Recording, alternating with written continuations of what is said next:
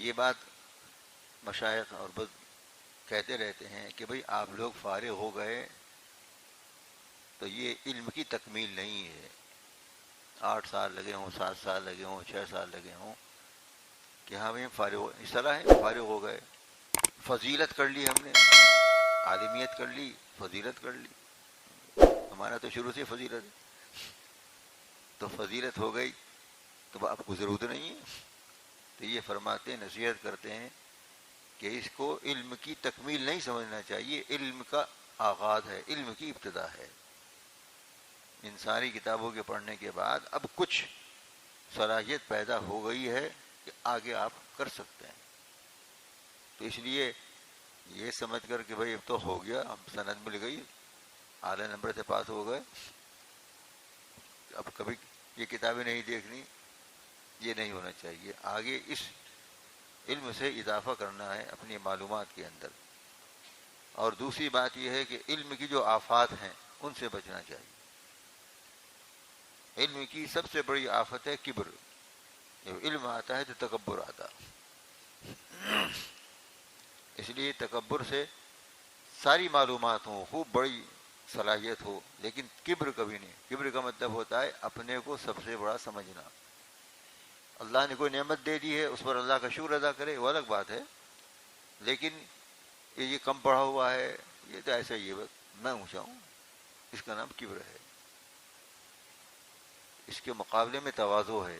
علم کے ساتھ جب خشیت آئے گی تو وہ خشیت تواضع پیدا کرے گی. آدمی اپنے کو چھوٹا سمجھے گا، با کمال ہوتے ہوئے اپنے کو چھوٹا سمجھے گا. وہاں 15 نامے میں کیا پڑھا تھا؟ کچھ پڑھا تھا وہاں؟ وہ تو کر دیا تھا، کچھ اور بھی تو ہے.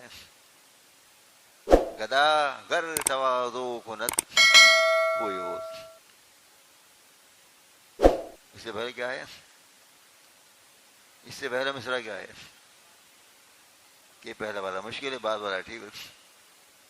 تواضع زگردن فرازانی کوس. تواضع زگردن فرازانی کوس. جو گردن فراز ہیں، باحیثیت ہیں، با کمال ہیں، وہ تواضع کریں گے، یہ ہے کمال کی بات. اور غریب آدمی، فقیر آدمی وہ تواضع کرے گا، وہ تو ہے ہی، وہ تو کرنی پڑے گی اس کو. گداگر تواضع کو نا ہوئی ہو. تو با کمال ہوتے ہوئے آدمی کسی بھی اعتبار سے، دولت کے اعتبار سے، علم کے اعتبار سے، اعمال کے اعتبار سے، جو بھی اللہ نے اس کو عطا فرما رکھا ہو، ہوتے ہوئے اپنے کو سب سے چھوٹا سمجھنا دل میں. وہ گردن کر کے چھوٹا نہیں ہوتا نیچے کر کے، بلکہ دل میں اپنے کو چھوٹا سمجھے. خود نمازی ہے، کوئی بے نمازی سامنے آ جائے تو اس سے بھی اپنے کو چھوٹا سمجھے. ارے بھائی ایک وقت نماز نہیں پڑھتا، مجھ سے تو الحمدللہ 5 وقت کی، میں تو نفلیں پڑھتا ہوں، میں تو اس سے اونچا ہوں. یہی کبر ہو جائے گا. حضرت تھانوی رحمۃ اللہ علیہ کا یہ ملفوظ بھی ہے کہ میں اپنے آپ کو ہر مسلمان سے حالاً اور ہر کافر سے معالاً چھوٹا سمجھتا ہوں، کمتر سمجھتا ہوں. حضرت کی عبارت تو متن ہوتا. میں اپنے آپ کو ہر مسلمان سے حالاً کیسا بھی ہو، نیک ہو بد ہو، بس کلمہ پڑھنے والا تو ہے، اس سے چھوٹا سمجھتا ہوں ابھی حالاً. اور ہر کافر سے بھی اپنے سے وہ چھوٹا سمجھتا ہوں، مگر ابھی نہیں، معالاً. اگر اس کا خاتمہ ایمان پر ہو تو میں اس سے بھی اپنے کو چھوٹا سمجھتا ہوں.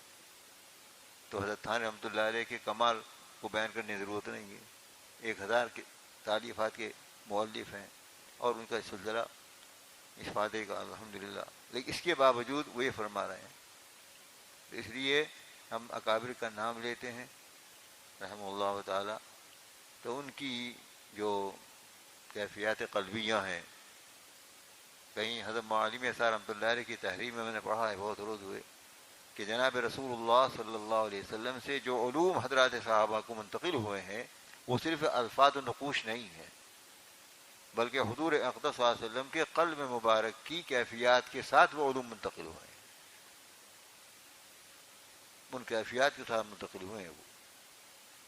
اس لیے تابعین کو بھی اسی طرح منتقل ہوئے، جو علماء راسخین ہیں ان کے ساتھ. اور ایک مکاشفہ حضرت شاہ ولی اللہ صاحب محدث رحمۃ اللہ علیہ کا فیض الحرمین کے اندر ہے کہ میں نے حضور اقدس صلی اللہ علیہ وسلم کے روضہ اقدس کی طرف توجہ فرمائی تو مجھے ایسا محسوس ہوا کہ آپ کے قلب مبارک سے ایک دھاگا نکل رہا ہے نور کا، اور جہاں جہاں بھی اشتغال بالحدیث کو کوئی سلسلہ جاری ہے، وہ افراد اس میں شریک ہیں، ان تک وہ دھاگا پہنچ رہا ہے سب کے الگ الگ نور پر۔ تو اس طریقے پر قلبی کیفیات کو بھی جناب رسول اللہ صلی اللہ علیہ وسلم کی قلبی کیفیات کے مطابق بنانے کی کوشش کرنی چاہیے۔ صرف الفاظ اور حروف کلمات ٹھیک ہے، عالم بن جاتا ہے ایسے آدمی، لیکن وہ دلی کیفیات کے ساتھ اگر نہیں ہوگا تو پھر اس کا اتنا فائدہ نہیں ہوتا۔ اسی لیے علم کے ساتھ ساتھ کچھ قلبی کیفیات کو بھی ٹھیک کرنا ہے۔ اس کی ٹھیک کرنے کے لیے کوئی ڈاکٹر ملے تبھی تو، خود بخود تو ٹھیک نہیں ہوگا، شیطان لگا ہوا، نفس لگا ہوا۔ ہمارے اکابر میں حضرت گنگوئی رحمۃ اللہ علیہ، حضرت نانوتھی رحمۃ اللہ علیہ، ان کے علم کو کون پہنچے گا؟ جبال علم ہے، لیکن اپنی کیفیات قلبیہ کو درست کرنے کے لیے کس سے جڑے؟ ان دونوں کو شیخ کون تھے؟ وہ کون سے مدرسے کے فارغ تھے؟ وہ کون سے مدرسے کے فارغ تھے؟ انہیں تو مولانا ابن کہتے لوگ، حاجی امداد اللہ، مولوی بھی نہیں کہتے، ان سے جڑ گئے۔ تو معلوم ہوا کہ ظاہری علوم کے ساتھ کچھ اپنے قلب کی کیفیات کو بھی ٹھیک کرنا ہے۔ اس کے لیے کسی کو اپنا پیشوا بناؤ، ان سے جڑو، تمرین و مشق کرو، تب ہوگا۔ تو یہ جڑ گئے حضرات۔ حضرت حاجی امداد اللہ صاحب وہاں رہتے تھے مکہ مکرمہ میں، حضرت گنگوئی رحمۃ اللہ علیہ یہاں رہتے تھے۔ حضرت مولانا قاری تھے رحمۃ اللہ علیہ نے ایک تقریر میں یہ قصہ سنایا کہ وہاں سے حاجی امداد اللہ صاحب نے پرچہ لکھا، خط لکھا کہ مولوی رشید صاحب بہت دن ہو گئے، اپنے حالات لکھ کر نہیں بھیجے، شیخ لکھ رہا ہے مرید کو۔ تو حضرت گنگوئی رحمۃ اللہ علیہ نے جواب میں لکھا، حضرت کو سمجھ میں نہیں آتا تھا کہ کیا لکھوں، لیکن حضرت کا حکم آیا ہے تو لکھتا ہوں۔ فرمایا کہ جب سے آپ سے تعلق ہوا ہے، یہ سوال ہے، تو امور شرعیہ امور طبعیہ بن گئے ہیں۔ پہلی بات یہ اثر ہوا ہے، یعنی شرعی امور کو انجام دینے کے لیے کہنے کی ضرورت نہیں کسی کے، استنجاتا ہے بھاگا جا رہے، پیاس لگتی ہے پانی پینے خود ہی چلا جاتا ہے، کہنے کی ضرورت نہیں۔ حضرت قاری صاحب رحمۃ اللہ نے فرمایا کہ یہ کمال عمل ہے، یہ کمال عمل ہے، امور شرعیہ امور طبعیہ بن گئے ہیں۔ دوسری بات یہ لکھی کہ آپ سے تعلق ہو جانے کے بعد میری نظر میں مادح اور ذام برابر ہو گئے۔ کوئی میرے سامنے تعریف پڑے، تعریف کرے، تعریف کے پل باندھے، میرا اتنا پھولتا نہیں کہ ہاں میں ایسا ہی ہوں، لوگ کہہ رہے ہیں۔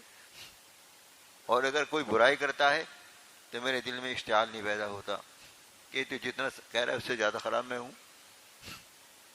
تو مادے اور ذام میری نظر میں دونوں برابر، کرتے رہو تعریف، کرتے رہو برائی۔ حضرت قاری صاحب رحمۃ اللہ نے فرمایا کہ یہ درجہ جو ہے، یہ مقام، یہ کمال تواضع ہے، یہ کمال تواضع ہے۔ یہ جبھی ہوگا جب آدمی میں تواضع کامل ہوگی، تو کسی کی تعریف کرنے سے پھولا نہیں سمائے گا، دماغ خراب نہیں ہوگا اس کا، اور کسی کی برائی کرنے کی وجہ سے اس کے ساتھ لڑے گا نہیں کہ جتنا یہ کہہ رہا ہے اس سے زیادہ برا میں خود ہوں۔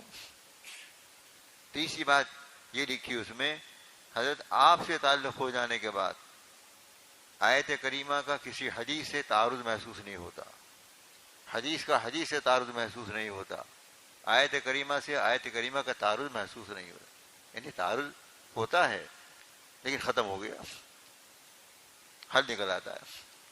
تو معلوم ہوا کہ اس طرح کے تعلق کے بعد علم کے اندر جلا پیدا ہوتی ہے۔ اسی لیے حضرت قاری صاحب رحمۃ اللہ علیہ نے اس کے بعد فرمایا کہ یہ کمال علم ہے، یہ کمال علم ہے۔ تو علوم حاصل کیے ہیں تو قلبی کیفیات بھی اگر جناب رسول اللہ صلی اللہ علیہ وسلم جو منقول ہوتی چلی آئی ہیں اس طرح کی پیدا کی جائیں گی تو علم کے اندر اضافہ ہوگا۔ یہ واقعہ یاد رکھنے کا ہے اور ہم سب کے لیے وہ ایک نصیحت کی چیز ہے اس کے اندر۔